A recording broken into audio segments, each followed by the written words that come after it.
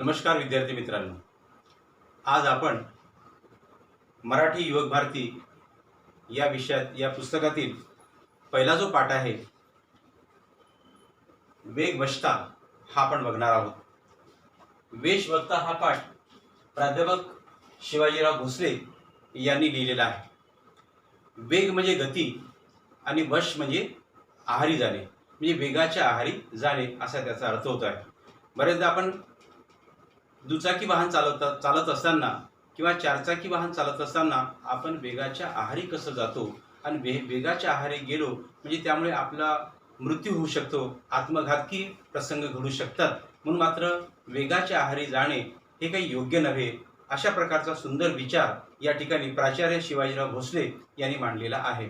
तसा हा वेशवत्ता हा जो पाठ आहे हा शिवाजीराव भोसले यांनी लिहिलेला आहे। तर वेशवत्ता म्हणजे वेगाच्या आहारी जाणे। प्राचार्य शिवाजीराव भोसले, जन्म 1927, मृत्यू 2010। तर आपण थोडक्यात त्यांचा परिचय बघूया आणि पाठाला सुरुवात करूया। नामवंत वक्ते, महाराष्ट्रातील सुप्रसिद्ध विचारवंत आणि व्यासंगी लेखक, देशात आणि विदेशात अनेक विषयावर व्याख्यानमाला गाजवल्या। पुणे येथील वसंत व्याख्यानमालेत सलग 28 वर्षे व्याख्याने दिली। कथा वक्तृत्वाची जागर खंड 1 व 2, जीवनवेध, दीपस्तंभ, देशोदेशीचे दार्शनिक, मुक्तिगाथा महामानवाची, यक्ष प्रश्न, हितगोष्टी इत्यादी ग्रंथ प्रकाशित आहेत। औरंगाबाद येथील डॉक्टर बाबासाहेब आंबेडकर मराठवाडा विद्यापीठाचे माजी ते कुलगुरू होते। राजश्री शाहू महाराज पुरस्कार कोल्हापूर, श्रीमंत मालोजीराजे स्मृती पुरस्कार फलटण अशा पुरस्कारांनी त्यांना सन्मानित केल्या गेलेलं आहे। या वैचारिक पाठात लेखकाने अतिवेगाच्या आहारी गेलेल्या माणसाच्या विकृतीवर नेमकेपणाने बोट ठेवलेले आहे। वेळ आणि श्रम वाचवण्यासाठी वाहनाची गरज लेखकाला पटते, मात्र गरज नसताना खोट्या प्रतिष्ठेपायी कर्ज काढून वाहन खरेदी करण्याच्या वर्तमानकालीन मानसिकतेवर लेखकाने प्रकाश टाकलेला आहे। महानगरात, शहरात ठराविक वेळेत अनेक ठिकाणी पोहोचून कामे करावी लागतात हे खरे असले तरी नको तितक्या वेगाने वाहने चालवून लोक अपघातांना निमंत्रण देताना दिसतात। याचे लेखकाला वैषम्य वाटते। वेळ वाचवण्यासाठी माणसे वाहने वापरतात, परंतु माणसे वाचलेला वेळ पुन्हा वाहन चालवण्यास वाया घालवतात, तेव्हा वाहने माणसावर स्वार होतात, अशी मार्मिक टिप्पणी लेखक करतात। अफाट वेगाने वाहने चालवण्याच्या प्रवृत्तीमुळे वाहन चालकाच्या शरीर मनावर अनावश्यक ताण निर्माण होतो। त्यामुळे सत्व आणि स्वास्थ्य हिरावून घेणारा अनैसर्गिक वेग कमी करण्याबाबत लेखक शेवटी कशा प्रकारे स्पष्ट इशारा देतात ते या पाठातून आपल्याला सांगितलेलं आहे। मित्रांनो, बरेचदा वाहन चालवत असताना वाहनाच्या आहारी आपण जात असतो। वाहन चालवणे हे वाहन असणे किंवा वाहन चालवणे आपल्यासाठी एक गरजेची बाब झालेली आहे, पण वाहन चालवताना सुद्धा आपण ते मर्यादेत चालवलं पाहिजे, विशिष्ट गतीमध्ये चालवलेलं पाहिजे। आपला श्रम आणि वेळ वाचवण्यासाठी आपण मात्र वाहन चालवत असतो, पण बरेचदा आपण अतिशय वेगाने वाहन चालवल्यामुळे त्यामुळे आपला स्वतःचा जीव गमावतो आणि इतरांचा सुद्धा जीव आपण घेत असतो। म्हणून आपण या वेगाच्या आहारी जाणं काही योग्य नाही आहे असं लेखकाने या ठिकाणी म्हटलेलं आहे। तसंच बरेच ठिकाणी एक मानसिक स्पर्धा समाजामध्ये चाललेली असते की बाजूच्यांकडे वाहन आहे मग माझ्याकडे असलंच पाहिजे। मग त्यावेळेला आपली ऐपत नसताना सुद्धा बरेचदा आपण कर्ज काढून वाहन घेतो आणि ते वाहन मग आपण चालवतो। ते कारण नसताना किंवा काम नसताना सुद्धा आपण वाहनं चालवतो। त्यामुळे मात्र ती एक विकृती आहे आणि या विकृतीवरती सुद्धा प्राचार्य शिवाजीराव भोसले यांनी एक सुंदर अशी टिप्पणी दिलेली आहे। तेव्हा आपण या वेगावरती आपण नियंत्रण ठेवलं पाहिजे आणि नियंत्रण ठेवून मात्र वाहनाचा उपयोग केला पाहिजे, असा सुंदर विचार या ठिकाणी मांडलेला आहे। हा जो पाठ आहे हा वैचारिक पाठ आहे आणि वैचारिक पाठ असल्यामुळे आपल्याला सुद्धा थोडा वेळ का होईना आपण विचार करायला लावणार असा हा पाठ आहे। आपण प्रत्यक्ष ते पाहूया। वेग हे गतीचे एक रूप आहे। आपले जीवनही स्थिती आणि गती यात विभागलेले आहे। थांबणे, चालणे, धावणे असे हे जीवनचक्र फिरतच असते। तर गती म्हणजे वेग, आपले जीवन सुद्धा हे स्थिती आणि गतीमध्ये विभागलेलं आहे। स्थिती म्हणजे थांबणे आणि गती म्हणजे चालणे। स्थिती आणि गतीमध्ये आपलं जीवन हे जणू काय विभागलेलं आहे. थांबणे, चालणे, धावणे असे जीवनचक्र हे फिरतच असते. आपल्या विचारांनाही गती असते. आपले जे विचार असतात, आपण जे विचार करतो, या विचारांना सुद्धा काय असते, गती असते. आणि विचाराला जर गती असेल तर त्याला आपण प्रगती म्हणतो. आपल्या विचाराला जर योग्य अशी जर आपण दिशा जर दिली तर त्या विचाराला प्रगती असं म्हणतात. आणि ते जर आपले विचार जर दिशाविहीन असेल तर मात्र ती अधोगती समजली जाते. म्हणून आपल्या विचारांनाही गती असते, जिला आपण प्रगती म्हणतो. ती विचाराची गती असते. गतीला जेव्हा दिशा असते तेव्हाच ती प्रगती या संज्ञेला प्राप्त ठरते. आपल्या विचाराला जेव्हा गती असते आणि ती गतीला पात्र ठरते तेव्हाच मात्र ते त्या संज्ञेला ती प्राप्त ठरते. दिशाविहीन गती ही अधोगती ठरते. दिशाविहीन गती ही अधोगती ठरते. ज्या विचाराला जर गती नसेल तर ती अधोगती ठरल्या जाते. आणि अधोगती आपल्याला करायची नाही आहे, आपल्याला प्रगती करायची आहे. म्हणून आजच्या जीवनात विलक्षण वेगवानता आढळते. रस्ते वाहनाने व्यापलेले असतात. माणसे घराघरात राहतात, म्हणूनच अल्पकाळ तरी स्थिर राहतात. एरवी गतीपायी अगतिक होतात. बरेचदा आजकाल आपण रस्ते बघतोय, या रस्त्यांवरती प्रचंड अशी गर्दी आपल्याला दिसते आहे. संपूर्ण रस्ते हे त्या वाहनाने व्यापलेले असतात. आता बरं आहे की माणसं घरात अल्पकाळ तरी राहतात म्हणून थोडा तरी त्या वेगावरती आपलं नियंत्रण असतं, म्हणून अल्पकाळ तरी स्थिर राहतात. एरवी गतीपायी अगतिक होतात. गतीपायी अगतिक म्हणजे निरुपाय. अगतिक म्हणजे काय, निरुपाय. बरं, आता असे कठीण शब्द जर आले तर तुम्ही तुमच्या नोटबुकमध्ये ते लिहून घ्यायचं किंवा पुस्तकात लिहून जर पेन्सिलने लिहिलं तरी चालेल. तर अगतिक म्हणजे निरुपाय. तर अशा प्रकारे माणसे घरात राहतात म्हणूनच अल्पकाळ तरी स्थिर राहतात. एरवी गतीपायी अगतिक होतात. म्हणजे गती जर समजा आपण अल्पकाळ आपण घरात राहतो म्हणून थोडंसं बरं आहे की तेवढं तरी आपण कमीत कमी घरामध्ये राहतो. वाहन चालण्यापासून थोडंसं प्रतिबंध लागत असते. पण ते जर बाहेर निघालं की आपण त्या वाहनावरती स्वार होतो आणि आपण फिरायला निघत असतो. अहोरात्र भरारणारी आणि थरारणारी वाहने पाहिली म्हणजे आश्चर्य वाटते. ही आली कुठून, आली कशी आणि कशासाठी? पूर्वी दोषीचा इतिहास घडला, लोकांनी जगप्रवासही केला, पण आजच्या एवढी अवखळ वाहने कुठे दिसत नसत. आज आपण पाहतो अहोरात्र रात्रंदिवस भरारणारी वाहनं आपण रस्त्यावरती बघत असतो. त्याप्रमाणे थरारणारी वाहने जोरजोराने. एकाच दुचाकीवरती दोन व्यक्तीला बसायची परमिशन असताना सुद्धा आपण 3-3, 4-4 आजकाल लोक बसतात आणि सुसाट वेगाने आपली वाहनं चालवतात. ही जेव्हा पाहतो तेव्हा असं मोठ्या मनाला असं वाटतं की कुठून आली ती वाहनं, कोणी आणली ती वाहनं आणि एवढी का वेगाने चालवतात? हे काही लेखकाला फार मोठा हा प्रश्न पडलेला आहे. अहोरात्र भरारणारी आणि थरारणारी वाहने पाहिली म्हणजे आश्चर्य वाटते. ही आली कुठून, आली कशी आणि कशासाठी? पूर्वी देशोदेशीचा इतिहास घडला, लोकांनी जगप्रवासही केला, पण आजच्या एवढी अवखळ वाहने कुठे दिसत नाही. अवखळ म्हणजे अनिर्बंध. अवखळ म्हणजे काय, अनिर्बंध. हा सुद्धा शब्द कठीण शब्द वाटतात, ते लिहून घ्यायचं. तर अवखळ निर्बंध वाहने कुठे दिसत नाही. आता आपण बघतो आहे की आजकाल अशा प्रकारची वाहनं रस्त्यावरती आपल्याला दिसत असतात. आता देशोदेशीचा इतिहास जर बघितला, देशोदेशीचा इतिहास जर आपण बघितला तर आधी सुद्धा देशोदेशीचा प्रवास झालेला आहे. जसं कोलंबसाने अमेरिकेचा शोध लावला आहे की नाही, त्यावेळेला सुद्धा हा प्रवास होतच होता, पण इतकी गर्दी मात्र त्यावेळेला ही नव्हती. आता माणूस घरातून दारात आला की वाहनावर आरूढ होतो. वेळ थोडा असतो, कामे बरीच असतात, पायी चालत ती उरकता येत नाही. जीवन हे दशदिशांना विभागलेले आहे. आता माणूस आजकाल काय झालं की आपण घरातून दारात आलो की आपण गाडीवर स्वार होतो, वाहनावरती स्वार होतो आणि वाहनावरती स्वार होऊन मात्र आपण आपल्या कामाला निघत असतो. ठीक आहे की पायी बरीचशी कामं पायी आजकाल होत नाही, वाहनाशिवाय होत नाही, पण बरीचशी कामं अशी असतात की आपण ती पायी सुद्धा करू शकतो. पण आजकाल हा मनुष्य या वाहनाच्या एवढा अधीन झालेला आहे की त्याला वाहनाशिवाय आजकाल चालतच नाही. का वृत्तायत नाही? कारण आपलं जे जीवन आहे दशदिशांना विभागलेलं आहे. आपलं जे जीवन आहे दशदिशांना विभागलेलं आहे. जसं मुलांची शाळा एकीकडे आहे, कार्यालय एकीकडे आहे, मंडई एकीकडे आहे, दवाखाना दुसरीकडे आहे, सर्वत्र असं फैललेलं आहे. त्यामुळे मात्र बरेचदा आपल्याला पायी एवढा प्रवास आपण करू शकत नाही. पण म्हणून वाहनं वापरली पाहिजेत असं लेखक म्हणतात. मुलांची शाळा एका टोकाला, आपले कार्यालय दुसऱ्या टोकाला, मंडई एका बाजूला तर दवाखाना दूर. कुठल्या तरी दिशेला जीवनाची ही टोके सांधणार कशी? आता एवढ्या सगळ्या ठिकाणी आपण जाऊ शकणार नाही. एवढ्या सगळ्या जसं शाळा आहे, कार्यालय आहे, मंडई आहे, या ठिकाणी आपण एका वेळेला पोहोचू शकणार नाही. जोडणार कशी? शेवटी गती ही घ्यावीच लागते. शेवटी गती म्हणजे आपल्याला गती घ्यावीच लागते. वाहनाचा वापर आपल्याला करावा लागतो. यथाप्रमाण गती ही गरज आहे, पण अप्रमाण, अवास्तव आणि अनावश्यक गती ही एक विकृती आहे.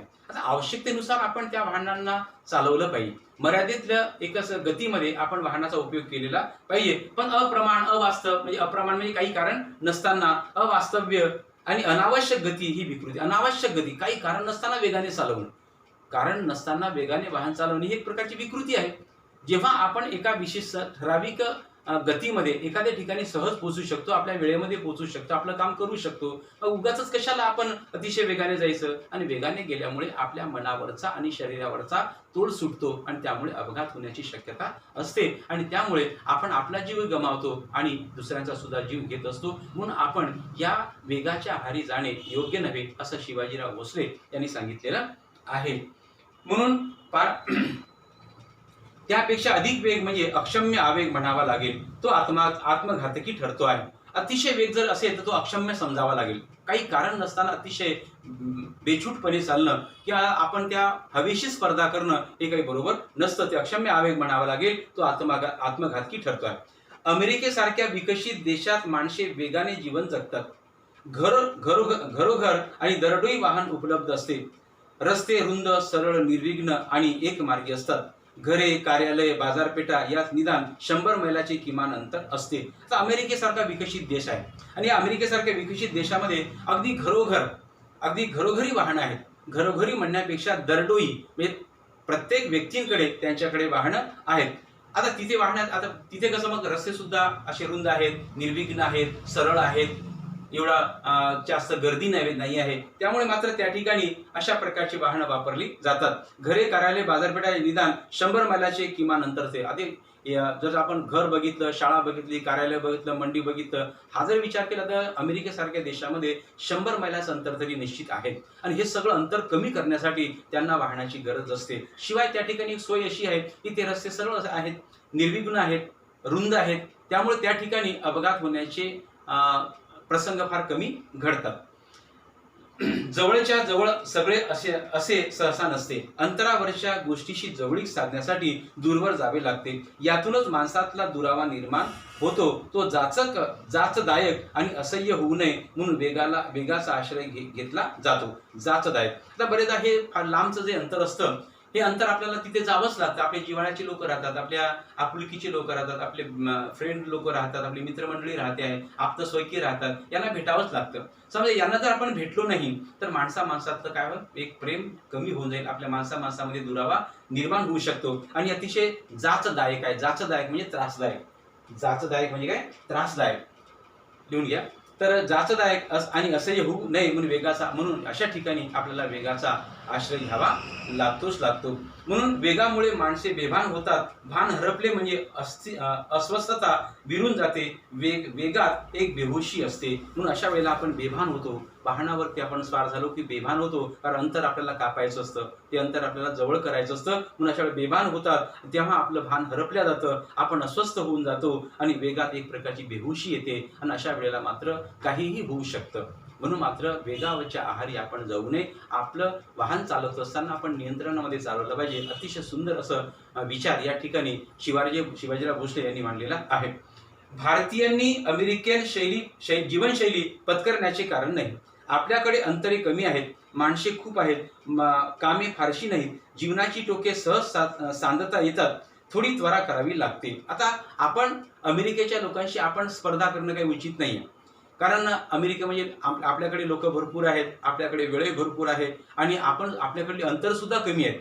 म्हणजे कुठे जर जायचं असेल तर आपण पटकन पायी सुद्धा जाऊ शकतो. म्हणजे आपण प्रत्येक वेळेला वाहन वापरलंच पाहिजे असं काही आवश्यक नाही आहे. माणसे खूप आहेत, कामे फारशी नाही, जीवनाची टोके सहज सांधता येतात. सांधणे म्हणजे जोडणे.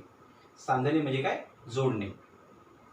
आपण कुठलेही आपलं अंतर जे आहे ते आपण लवकर जोडू शकतो. त्यामुळे आपल्याला काही तेवढी आवश्यकता नसते. जीवनाची टोके सहज सांधता येतात. थोडी त्वरा करावी लागते, थोडीशी घाई करावी लागते, थोडंसं लवकर निघावं लागतं. जसं आपल्याला एखाद्या ठिकाणी 9 वाजता पोहोचायचं असेल तर आपण थोडंसं जर लवकर निघालो तर त्यावेळेला आपण पोहोचू शकतो. मुंबईसारखे विस्तीर्ण नगर गाड्यांनी सांधलेले असते. गाड्या रुळावरून चालतात, त्याच भरकटणे फारसे नसते.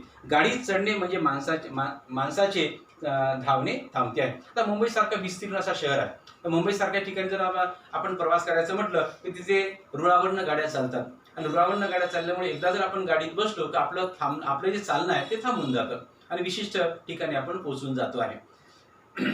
खरी अडचण असते ती वरून येणाऱ्या जाणाऱ्या 2 आणि 4 चाकी वाहनाची. त्याचा वेग मर्यादित ठेवला तर ती साधने म्हणून उपयोगी पडतात. वेळ आणि श्रम वाचवण्यासाठी त्याचा उपयोग होतो. खरी जी अडचण आहे ती दुचाकी आणि 4 चाकी वाहनाची.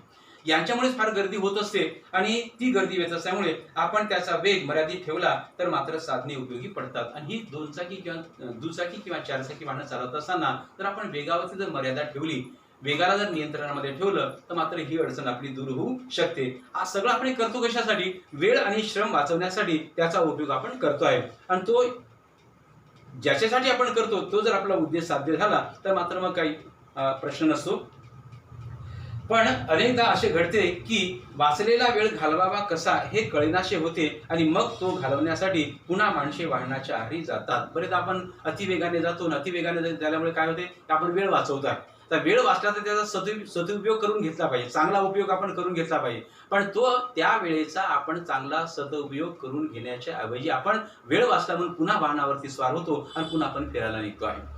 म्हणजे नको त्या ठिकाणी आपण गर्दी करत असतो आणि त्या गर्दीमध्ये असा अति सुसाट वेगाने आपण गाडी चालवतो, वाहनं चालवतो आणि त्यामुळे दुर्घटना होऊ शकते. म्हणून मात्र घालवण्यासाठी पुन्हा माणसे वाहनाच्या आहारी जातात. आरंभी माणसे वाहनावर स्वार होतात, मग वाहने माणसावर स्वार होतात. सुरुवातीला आपण वाहनावरती स्वार होतोय आणि एकदा मग ते वेगाने जायला लागलं, त्याला जर गती पकडली तर मग मात्र वाहनच आपल्यावरती स्वार होतात. म्हणजे आपल्या मनावरचा आणि शरीरावरचा ताण सुटतो, आपण अस्वस्थ होतो आणि मग मात्र बेहोशीमध्ये वाहन चालवून काहीतरी आत्मघातकी प्रसंग घडतात. म्हणून मात्र आपण वेगाच्या आहारी जाऊ नये असा सुंदर विचार या ठिकाणी मांडलेला आहे. कामापुरते आणि कामासाठी वाहने आणि आटोक्यात राहील एवढं वेग हे तंत्र अनुसरले तर जीवन अर्थपूर्ण होईल. आपले जीवन अधिक प्रमाणात आपल्या वाट्याला यावे, हे कृतार्थतेने जगता अनुभवता यावे त्यासाठी उसंत लाभावी म्हणून वाहनाचा वापर करायला हवा. आपण आपल्या वाहनात जर कामापुरता आणि कामासाठी जर आपण त्याचा जर उपयोग केला तर आपलं जीवन अतिशय सुंदर होऊ शकतं. जेव्हा गरज वाटते तेव्हाच फक्त वाहनाचा उपयोग केला पाहिजे. कामापुरता आणि वेळेपुरता आणि मर्यादित जर वेगामध्ये आपण जर वाहनाचा उपयोग केला तर खरोखरच आपलं जीवन अतिशय सुंदर होऊ शकतं. आपले जीवन अधिक प्रमाणात आपल्या वाट्याला यावे. जर आपल्याला वाटत असेल की आपलं जीवन आपल्या वाट्याला चांगलं यावं, चांगला अनुभव आपल्याला घेता यावा, कृतार्थतेने आपण जीवन जगावं, चांगलं जीवन जगावं, जीवनाचा आनंद आपल्याला घेता यावा, जीवनाचा अनुभव आपल्याला घेता यावा, या थोडीशी जीवनाची उसंत आपल्याला मिळावी असं जर वाटत असेल तर आपण या वाहनाचा वापर मात्र चांगल्या प्रकारे केला पाहिजे. प्रत्यक्षात घडते ते वेगळे.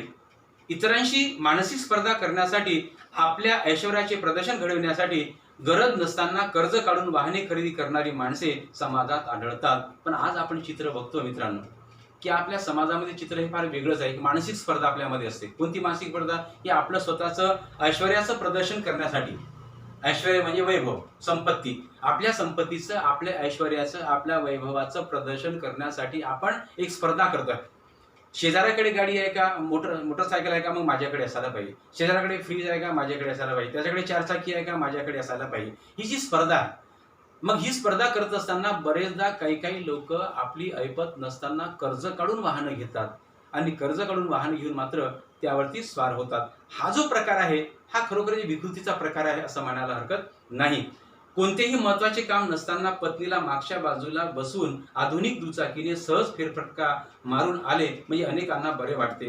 पण आहेच वाहन तर 4-6 मैलावरचे एखादे निसर्गरम्य स्थान किंवा मंदिर पाहण्यासाठी ही माणसे का जात नाहीत? एखादा लक्ष्मी रोड, महात्मा गांधी मार्ग किंवा जंगली महाराज रस्ता का पसंत केला जातो? देहू, आळंदी, सिंहगड, बनेश्वर, विठ्ठलवाडीकडचे रस्ते का दिसत नाहीत? बरेचदा काही लोक अति हौशी असतात. एखादी दुचाकी आपण एखादी मॉडर्न गाडी घेतली, एखादी स्पोर्ट बाईक आपण घेतली, मोटर वाहन घेतलं, त्यावरती मग ते बसतात, आपल्या पत्नीला मागे बसवतात आणि उगाचच कारण नसताना ज्या मार्गावर गर्दी असते त्या मार्गाने जातात. जेणेकरून लोकांना हे दाखवण्यासाठी असतं की मी नवीन गाडी घेतलेली आहे, माझ्याकडे गाडी आहे. आपल्या ऐश्वर्याचं प्रदर्शन करण्यासाठी मात्र ते फिरतात आहेच तुमच्याकडे वेळ तर आपण या शहराच्या दूर सुद्धा जाऊ शकतो. जसं एखाद्या दूर 5-6 मैलावरती आपण दूर गावाच्या बाहेर गेलो, शहराच्या बाहेर गेलो, एखादं निसर्गरम्य वातावरण आहे त्या ठिकाणी आपण गेलो, एखादं मंदिर आहे, एखादं चांगलं शांत ठिकाण आहे, अशा ठिकाणी जर आपण गेलो तर मात्र त्याचाही सुद्धा आपल्याला आनंद घेता येतो. तसं देहू, आळंदी, सिंहगड, बनेश्वर, विठ्ठलवाडीकडचे रस्ते का दिसत नाहीत अशा ठिकाणी आपण गेलं पाहिजे आणि आपला चांगल्या प्रकारे जीवनाचा आनंद घेतला पाहिजे. मित्रांनो, आपण आता इथे थांबूया आणि उर्वरित जो भाग आहे तो आपण नंतरच्या पिरियडला घेऊया. बाकीच मला समजलं असेल छानपैकी पुन्हा एकदा ते वाचून, जेवढं आपलं झालेलं आहे तेवढं तुम्ही वाचून घ्या आणि उद्याला आपण उर्वरित जो भाग आहे त्यावरती आपण घेऊया. धन्यवाद.